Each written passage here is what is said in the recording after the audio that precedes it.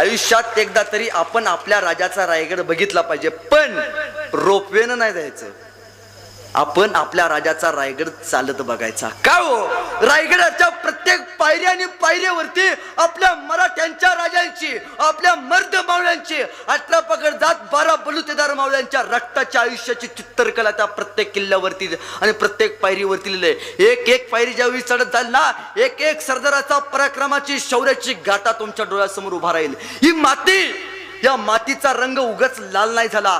काही लोकांनी या मातीमध्ये स्वतःला गाडून घेतलंय.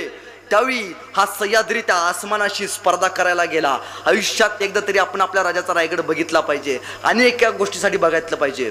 आज आपण ताईनो रायगडावरती जातो आणि काय बघतो, गाईड्सला विचारतो की मला शिवरायांची हत्तीशाळा बघायची आहे, मला शिवरायांची तोपशाळा बघायची आहे, मला शिवरायांची घोडेशाळा बघायची आहे.